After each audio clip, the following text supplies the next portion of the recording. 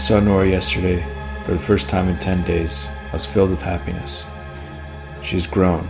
Her hair is a bit longer, her cheeks a bit less chubby, her movements are more defined.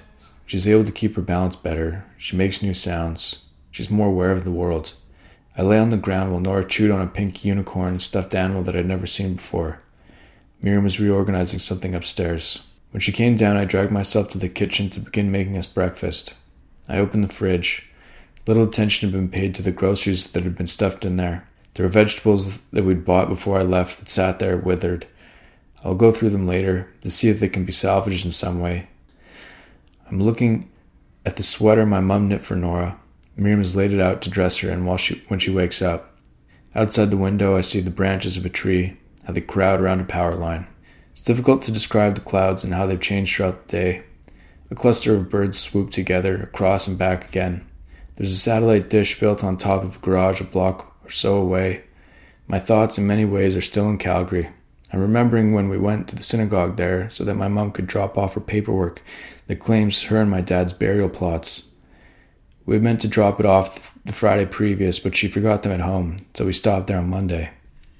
I looked at my phone again and considered a chess move.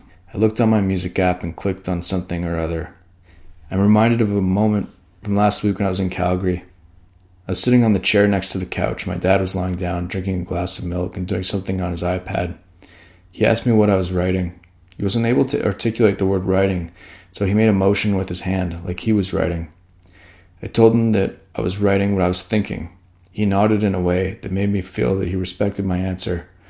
I'm not sure why exactly, but it meant a lot to me. There was a moment in the car yesterday when we were on our way to Costco. I was sitting in the back seat with Nora. Miriam was driving. I was on the phone with my mum. She was telling me what happened at my dad's oncologist appointment. They told him that he has stage 4 glioblastoma. We knew this already, but they hadn't spelled it out so formally in a meeting like that. As she told me what happened, Nora giggled as she pulled on my beard and put her fingers in my mouth. My dad will start chemo and radiation in 3 weeks. In the meantime, they told him to eat whatever he wants. I took Nora down and put her in her high chair. I put her bib on, the purple one with the hedgehogs on it.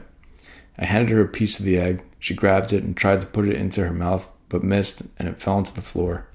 I lay on the ground while she played with her toys. The lamb that I bought her in Calgary.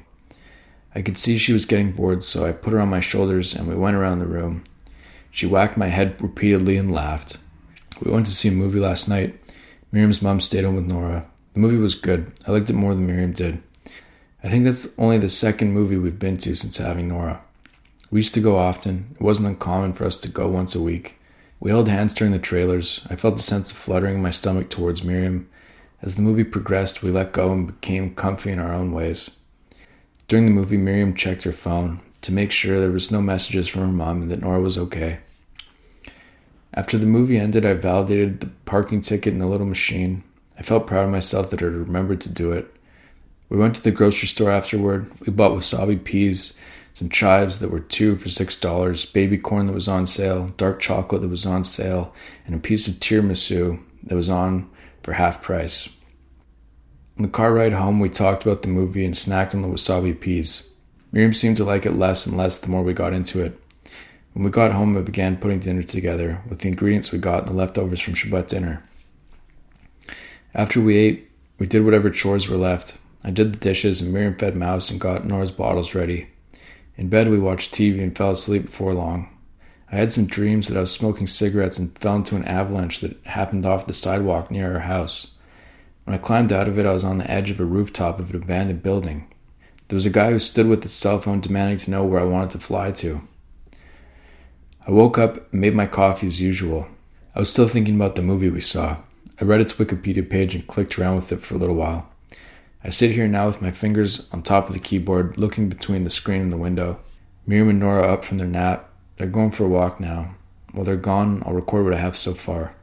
It's everything I've been able to write since I've been back from Calgary. It doesn't feel like there's much there, but maybe I'll figure something out in the edit. When Miriam is back, I'll take Nora. We'll sit downstairs for an hour or so while Miriam catches up on her work before we eat dinner.